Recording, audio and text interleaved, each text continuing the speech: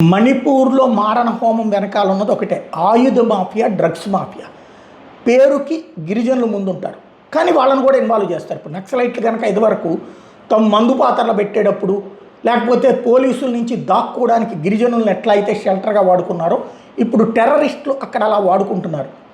ఆర్థిక ఇబ్బందుల్లో ఉండేటటువంటి గిరిజనుల చేతన ఉగ్రవాద కార్యకలాపాలు కాదు, డ్రగ్స్ యాక్టివిటీ చేస్తారు, ఆయుధ రవాణా యాక్టివిటీ చేపిస్తారు.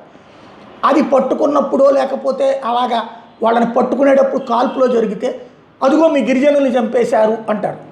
ఎక్కువగా ఈ యాక్టివిటీలో ఉండేది కుకీలు.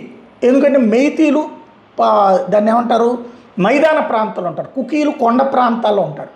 ఈ కుకీల చేతన ఈ అమెరికా నుంచి వచ్చిన వాళ్ళు కావచ్చు, చైనా నుండి వచ్చిన వాళ్ళు కావచ్చు, మలేషియా నుండి వచ్చినటువంటి వాళ్ళు కావచ్చు, డ్రగ్స్ మాఫియా అక్కడ పండిస్తున్నారు.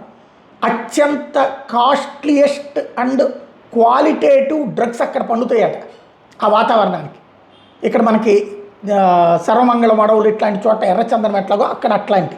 కాబట్టి అంటే ఒక ఆ భూమిని బట్టి కొన్ని పంటలు పండుతాయి, దాంట్లో అక్కడ డ్రగ్స్ పండుతాయి. దాన్ని వాళ్ళు తీసుకుపోతారు, లక్షల కోట్ల రూపాయల వ్యాపారం చేస్తున్నారు ఆ ప్రాంతంలో. అందుకనినే అస్థిరతను మెయింటైన్ చేస్తారు. ఎందుకంటే సుస్థిరంగా ఉంటే సైన్యం సెటిల్డ్గా ఉంటే వీళ్ళు ఏ యాక్టివిటీ చేయలేరు.